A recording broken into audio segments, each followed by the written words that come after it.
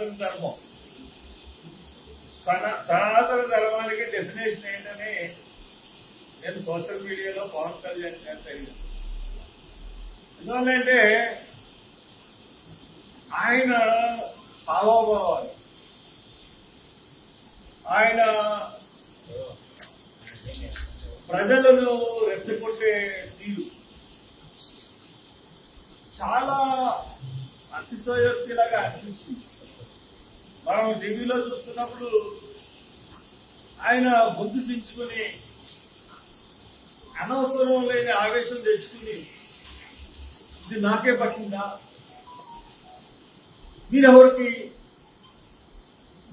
బాధ్యత లేదా అని చెప్పి ఆయన గొంతు చించుకుని సనాతన ధర్మాన్ని రక్షించాలి, సనాతన ధర్మాన్ని కాపాడడానికి ఒక బోర్డు ఏర్పాటు చేయాలి అని చెప్పారు.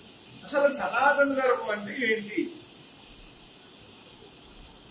సనాతన హిందూ ధర్మమా అంటే సనాతన హిందూ ధర్మమా లేదా సనాతన ధర్మం అంటే ఆ సనాతన ధర్మం అన్న పేరు బాగుంది కాబట్టి ఆ సనాతన ధర్మం గురించి ఆయన ఊగిపోతూ రెచ్చిపోతూ మనకి టీవీలో నాకు కనిపించాడు పవన్ కళ్యాణ్ గారు. కానీ నిజంగా అడుగుతా ఉన్నాను, సనాతన ధర్మం ఏంటో మీరు విపులీకరించండి. సనాతన ధర్మం ఏంటో చెప్పండి. ఒకవేళ హిందూ సనాతన ధర్మంలో వర్ణ వ్యవస్థ లేకపోతే పంచమ వ్యవస్థ ఇవన్నీ కూడా పాత వ్యవస్థలు మీరు ఉండాలని కోరుకుంటున్నారా? లేకపోతే మను ధర్మశాస్త్రాన్ని తీసుకురావాలని మీకు ఏమన్నా విశ్వ హిందూ పరిషత్ వాళ్ళు ముందుకు వచ్చారా? భారత రాజ్యాంగాన్ని కాదని మను ధర్మశాస్త్రాన్ని తీసుకురావడానికి మీరు సనాతనం అని చెప్పి అంటున్నారా? క్లారిటీ ఇవ్వండి పవన్ కళ్యాణ్ గారు. ఒకవేళ మను ధర్మశాస్త్రాన్ని హిందువులే ఆచరించరు, మరి సనాతన ధర్మం ఏంటో మాకు చెప్తే దాని మీద మాకు కూడా కొంచెం క్లారిటీ ఉంటుంది. ఈ యొక్క సనాతన ధర్మం కాబట్టి ఎవరి మతాన్ని ఎవరు కూడా కించపరచు, రాజకీయంలో ఉన్నవాడు అసలు కించపరచు. సనాతన ధర్మం అదే అనుకుంటుంది.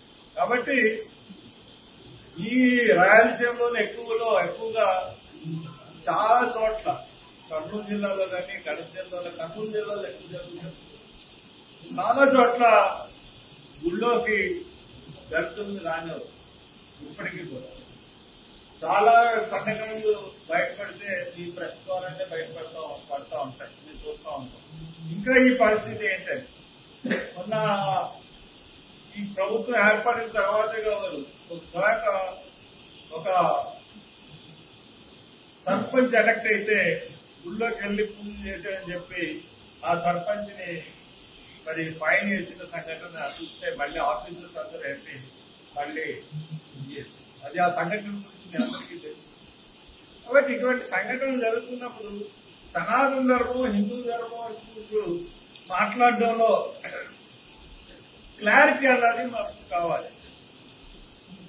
ఈ హిందూ గొడవలోకి రాకపోతే ఏం చర్యలు తీసుకోవాలో అన్నది కూడా ఈ పవన్ కళ్యాణ్ గారు చెప్పాలి.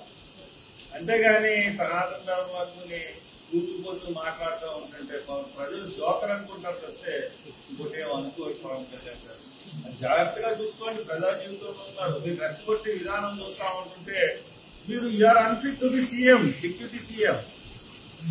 ఒక డిప్యూటీ సీఎం గా ఉండి ఒక మత ప్రచారకులాగా వేషం వేసుకుని అది ప్రజల్ని రెచ్చగొట్టడానికి ప్రయత్నించడం అన్నది it's a crime. So that మీరు దాన్ని జాగ్రత్తగా సరి చేసుకోమని కోరుతున్నాను.